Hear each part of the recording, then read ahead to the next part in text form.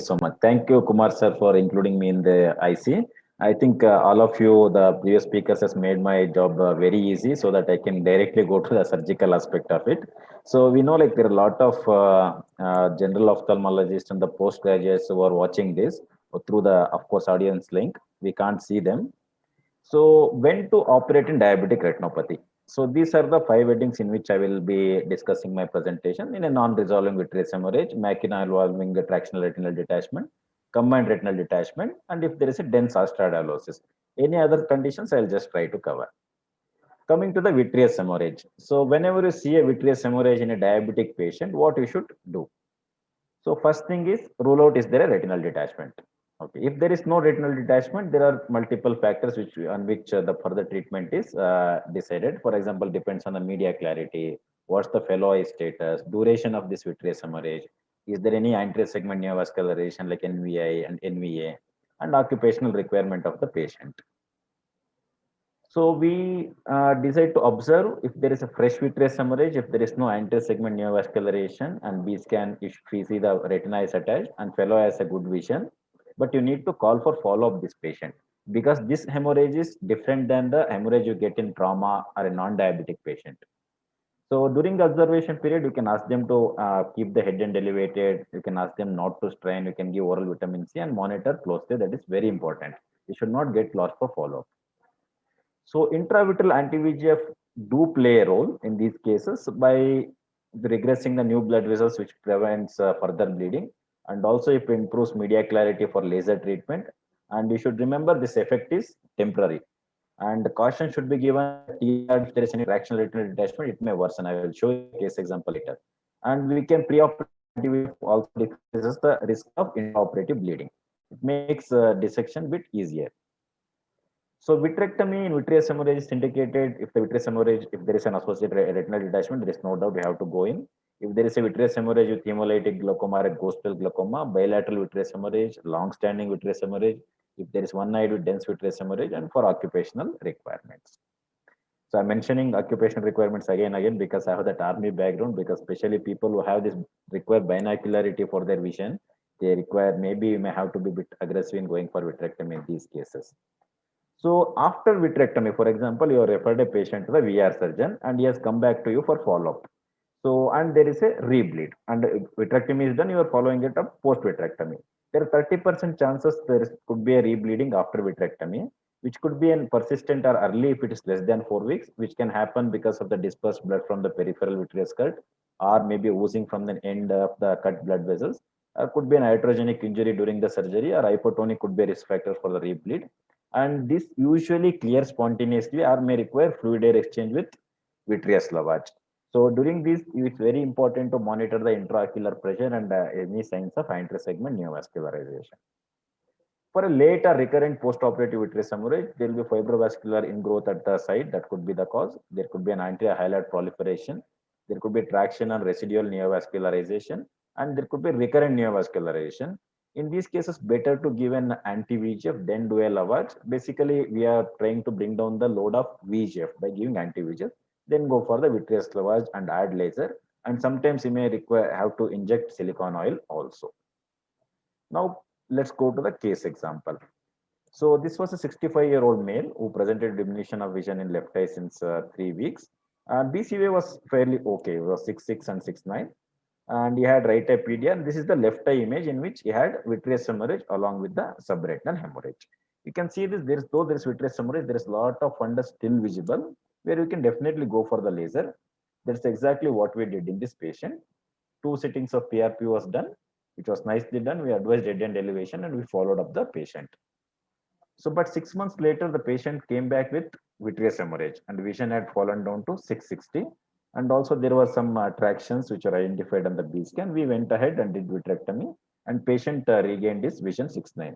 If this patient had not been laser, definitely the course would not have been the same. It would have been a completely different course with a very severe TRD, crumpling of the posterior pole of the retina, the dissection along the arcade becomes difficult. All those factors will happen, will be there. So always better to laser.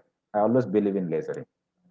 So 4 months post vitrectomy again developed recurrent vitreous hemorrhage. The story doesn't end there. You need to follow up Again, we have to do a vitreous lavage with additional laser, and after that is stabilized.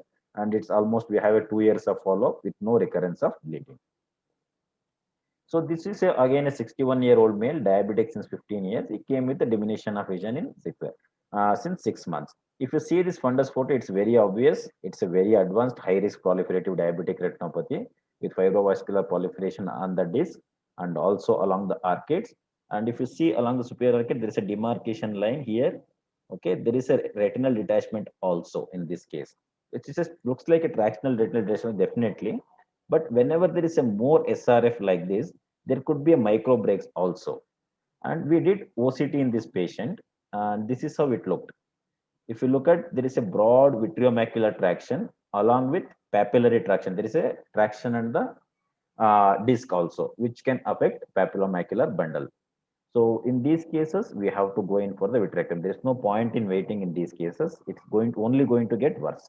Before going, there are some visible areas. We can do a visible PRP and we have to plan vitrectomy maybe in a week or two. So that's what we did.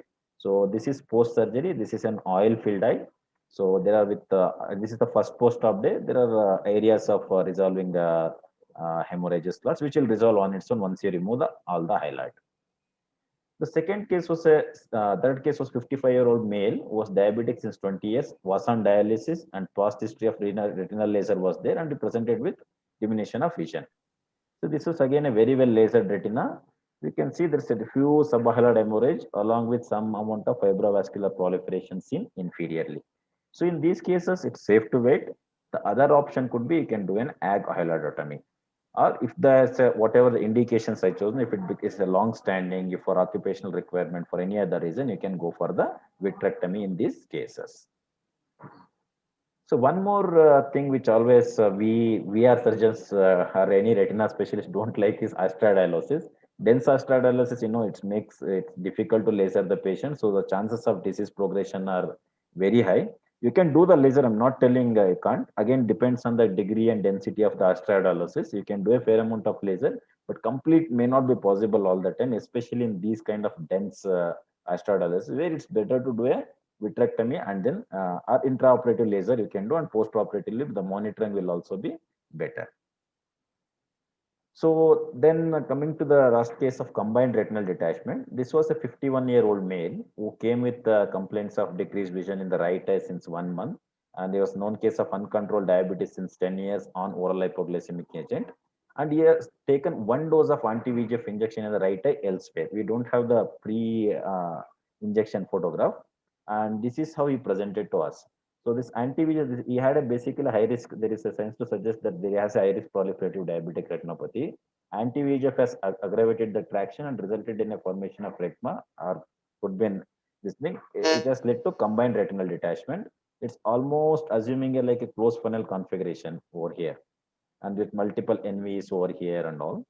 So in these cases, there is no second thought. We have to go in, operate, and better to inject silicone oil in these cases. So coming to the pattern of DME, the group processor has already described. I'm going to tell those category in which surgical intervention may be required.